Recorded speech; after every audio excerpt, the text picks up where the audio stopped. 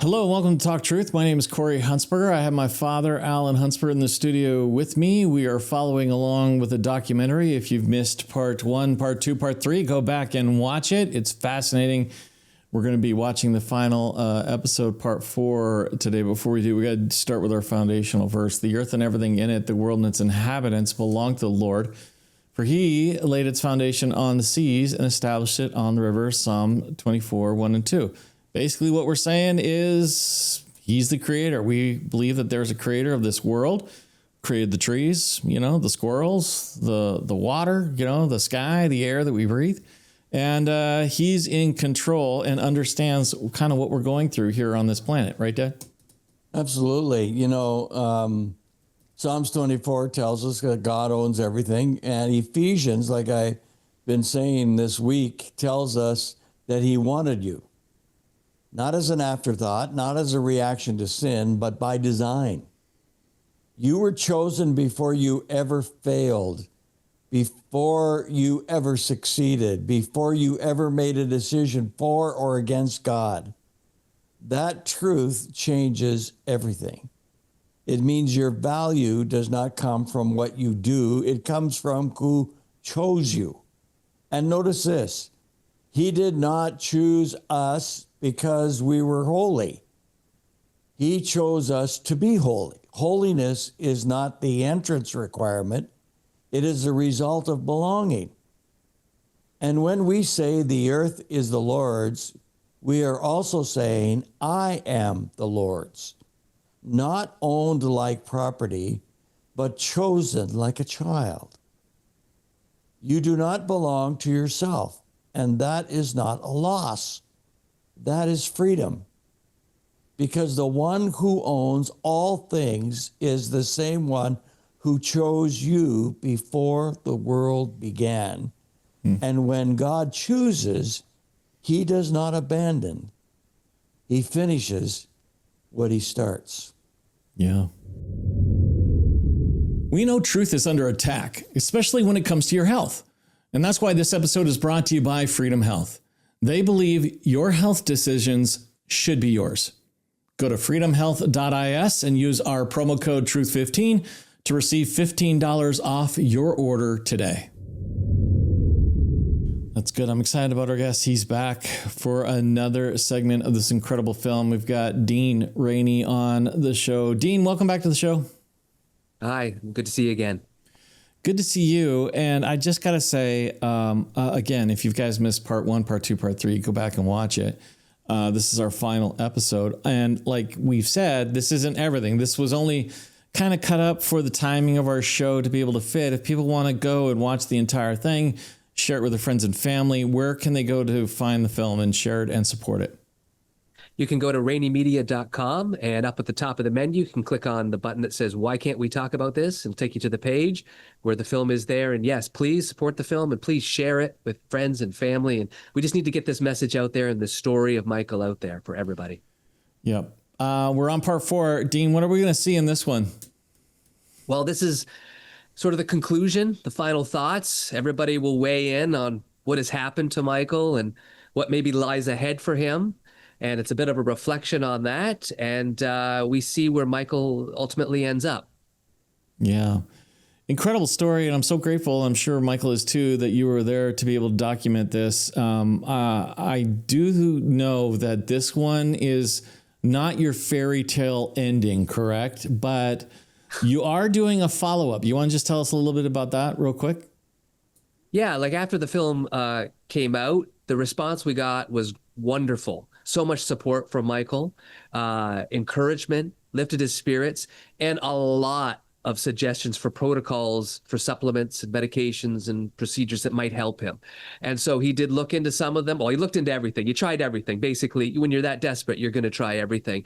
And so we do have some good news that will come after this conclusion today, which is not your Hollywood happy ending, like you say there. And we do have some hope. We're in the middle of producing the epilogue to this, in which we follow Michael through his journey of healing. Because honestly, when he first pitched me this documentary, this one that you're watching, he said, I've got a vaccine injury. I'm going to figure out how to heal from it. And then I'm going to show everybody else. And that's what we're going to make as a movie. And I thought, okay, that's great. But ultimately, as you know, that is not the film we got to make. Wow. Okay, here we go. This is part 4. Watch this. So are the vaccines safe and effective? No, these vaccines are really not safe, and they're not effective, because when you have a vaccine, you're giving it to healthy people. You're protecting them against future infection such that they will not get that sick, certainly not sick enough that they're going to require hospitalization or could die. The reality is that these vaccines are fleeting in the immune protection they provide. They also, at the same time, have this risk, because you're attacking your own cells, of causing damage and exacerbating pre-existing conditions. The biggest thing you have to know in immunology is, largely speaking, don't do anything.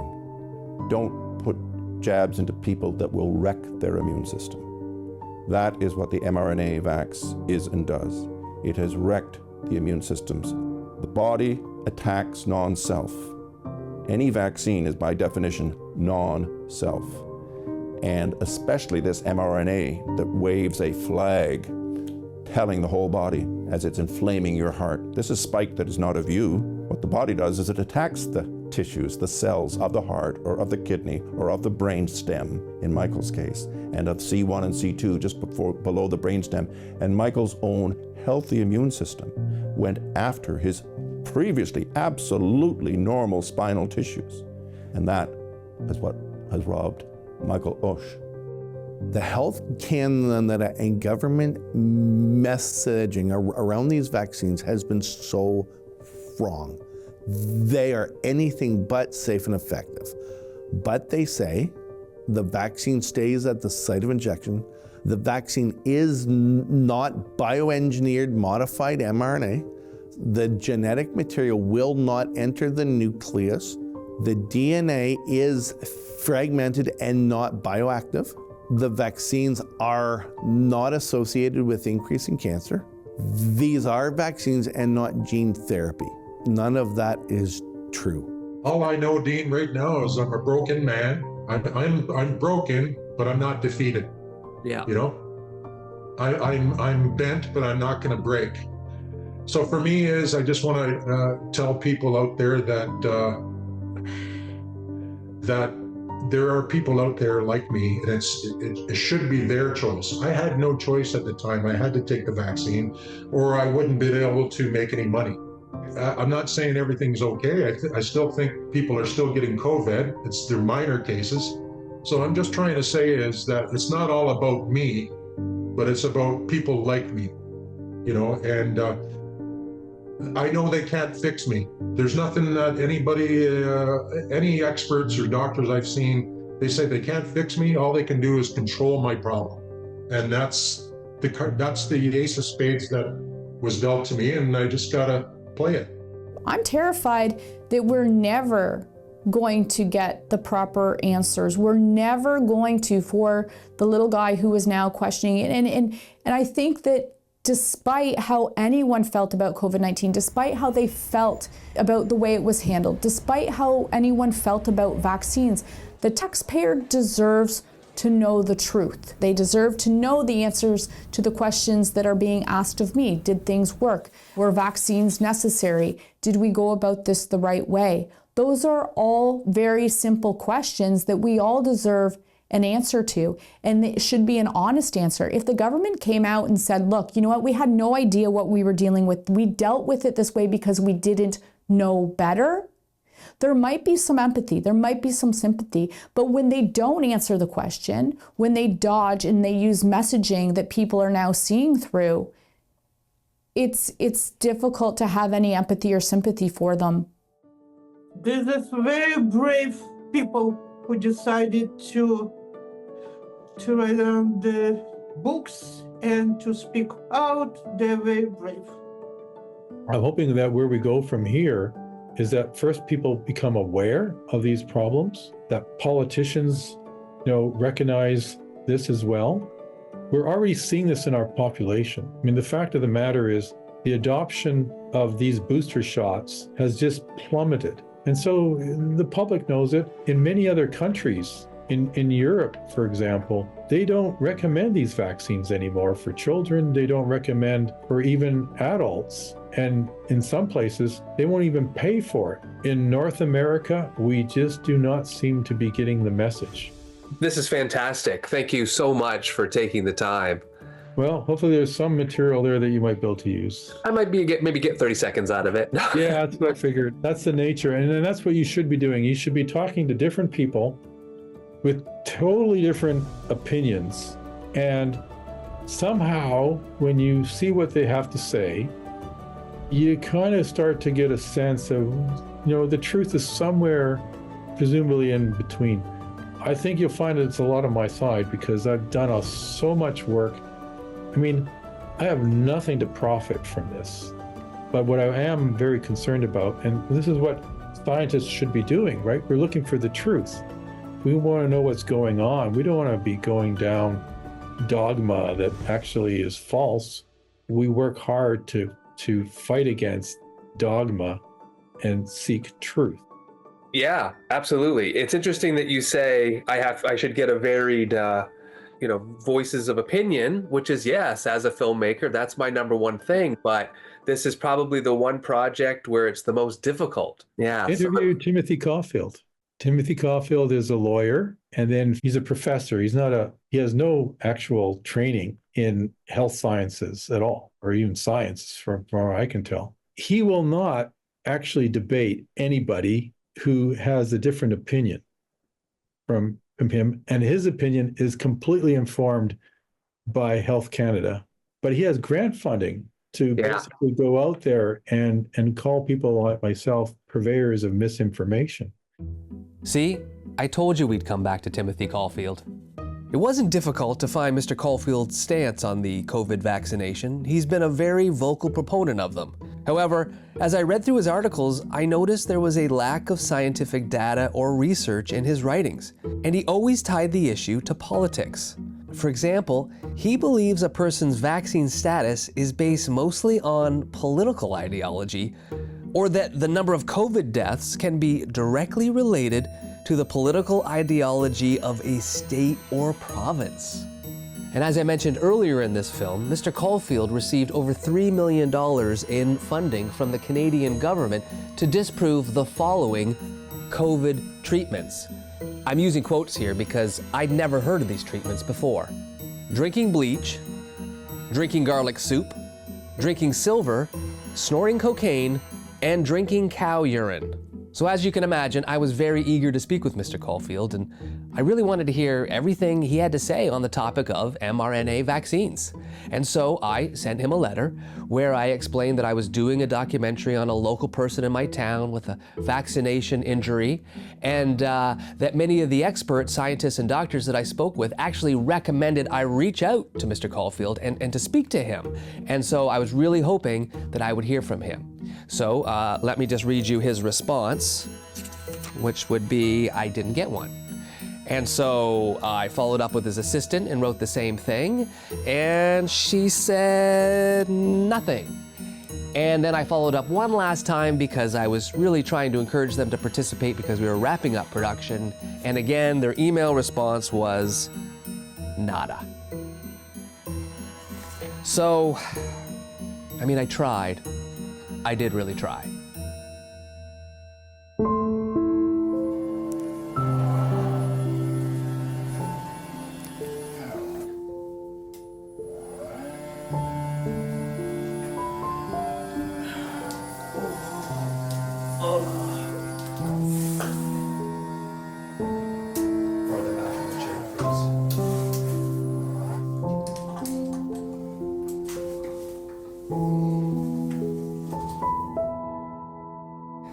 So, want to give me an update?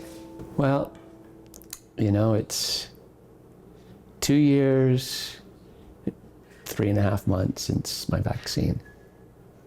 And I've ended up in long-term care. You know, it's not the place I want to be, but it's the only place for me. I can't move my toes anymore. My hands are going. I can't straighten my fingers at all. And I'm short on breath. My breath is starting to go. I wish a rehab was available for me, but this is long-term care. The only rehab they have is for people who are 80, and that is simple rehab. This neurodegenerative order is progressing. My neurologist basically says, Michael, I've never seen anything like this before. He basically defined it as a idiopathic neurological degenerative disorder, which basically means we don't know what's happening to you. And as a result, I've been left in limbo. You know, it's hard to fight. You know, fighting the vaccine infection and the system. I mean, I can't fight the system anymore. I don't have the energy to. They've ghosted me. They said I don't have a condition. They're not acknowledging it. So, update from the Vaccine Injury Support Program? You know, I haven't heard anything from the Vaccine Injury Support Program. We've emailed them, and they're like, well, we're still looking at your records. We're still waiting on stuff from the hospital. You know, it's been it'll be 2 years in May since I applied, and we're no closer. I honestly suspect that I will be denied. You know, I can't fight that. Maybe after I'm dead, someone will worry about that. But I'm fighting for my life. That's the only fight that matters with me right now. I was hoping by January 2025 I could walk again. I was hoping that this wasn't a neurodegenerative disorder, but it is. I don't know if I'll ever walk again. A friend of mine came by just before New Year's, and he asked me, what, if anything, do I want? And I said I wanted to stand again.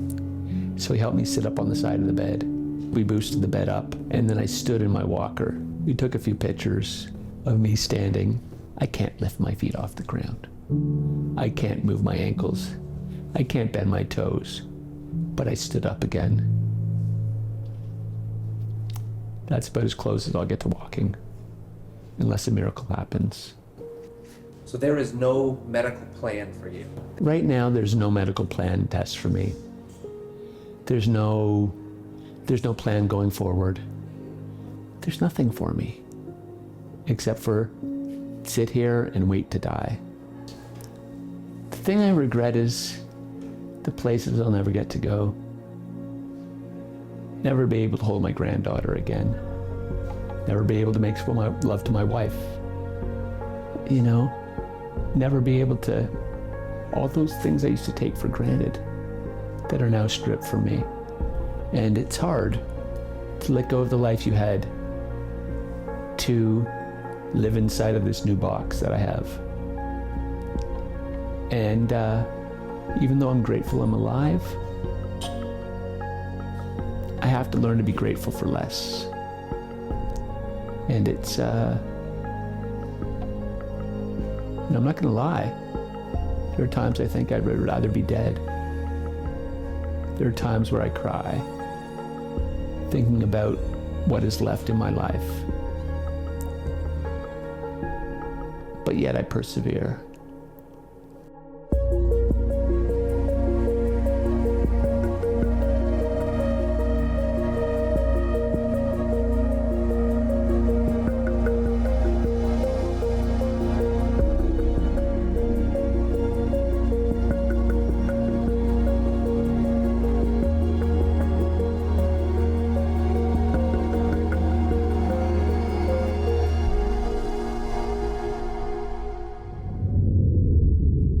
Well, powerful story. Dean, I know you're probably still in talks with Michael and everything. I just, would you give him our love and support?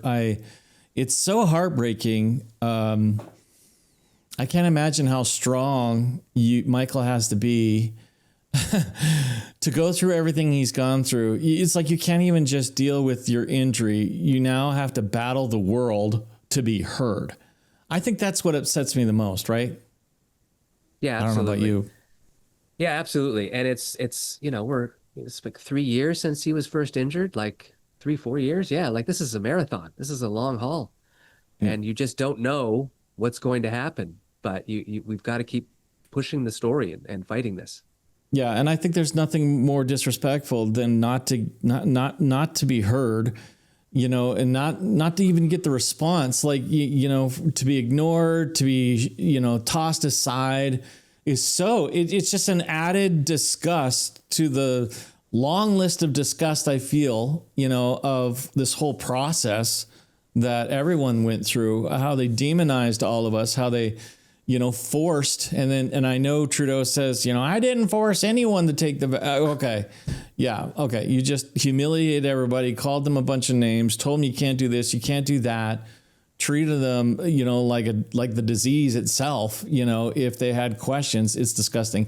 Alan, I know you got some thoughts on this one. Well, I do.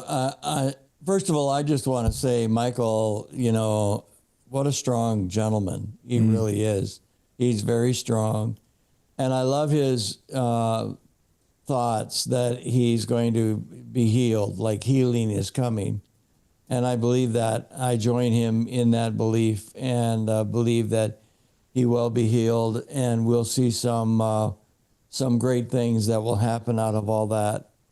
One of the things that I want audits done. This man that won't reply back to you, who got millions of taxpayer dollars to say everything was okay, safe and effective, go ahead and take it. I want him audited.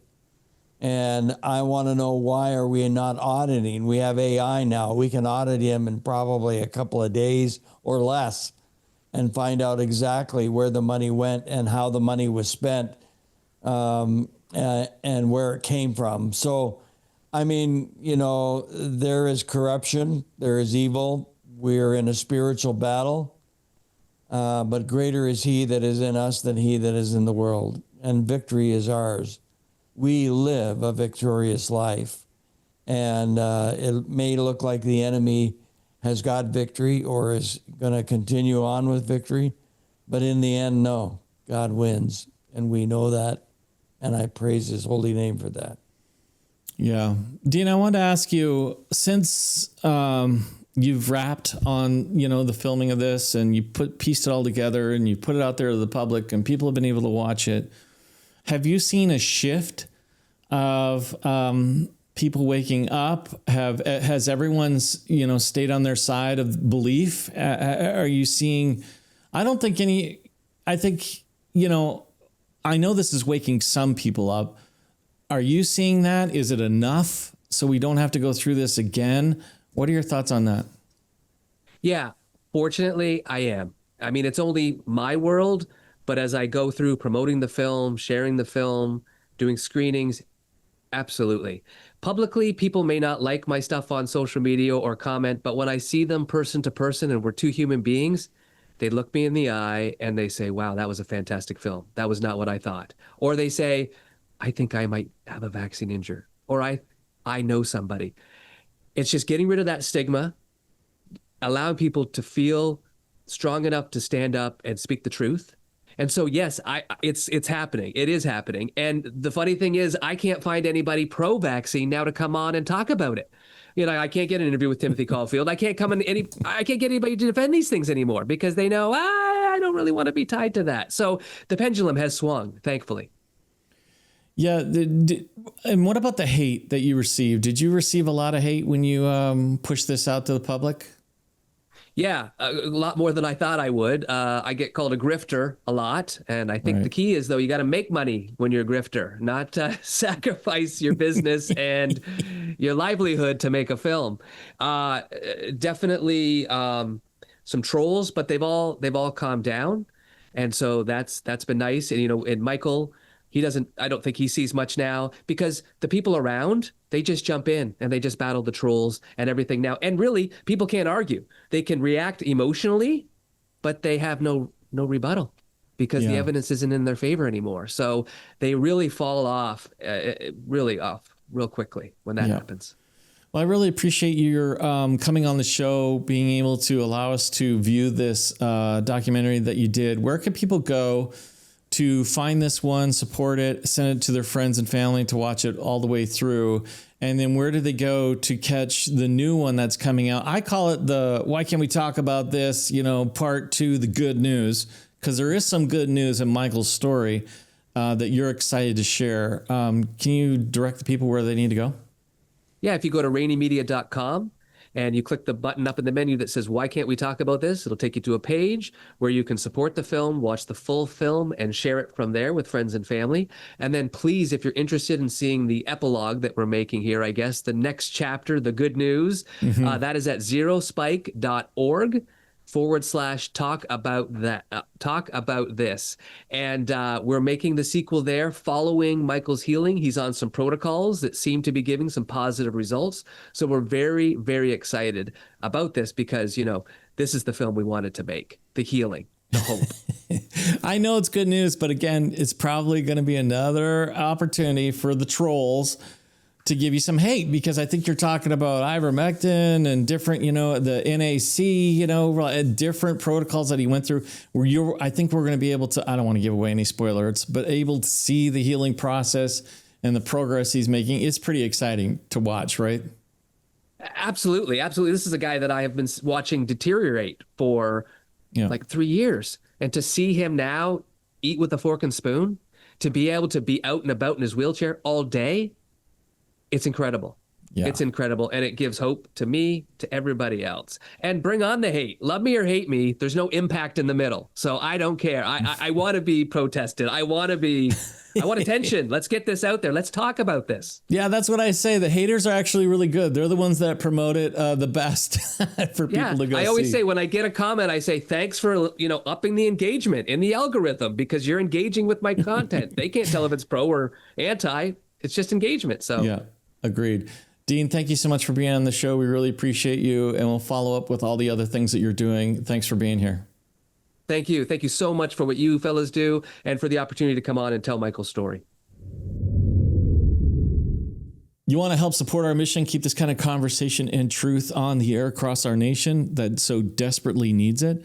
We are viewer supported. We don't take government funds or special interest groups or like a lawyer coming out of nowhere, mocking people and taking millions. That's not us. It's just because of the generosity of those that watch the show and want the truth to get out that we're able to continue. You can go to our website, gotalktruth.com/donate. Many different ways to give digitally that way. If you want to do it through the mail, you can. We love to receive your letters and stories and thoughts and comments. You can send it to Talk Truth at 246 Stuart Gray in Southwest, Suite 3260, Calgary, Alberta, T3H3C8. And if you'd like prayer, you can call our toll-free line 24 hours a day, 7 days a week, and receive prayer, 1-800-915-0056 in Canada. All right, Dad, we're out of time. We'll see you guys later. Love you.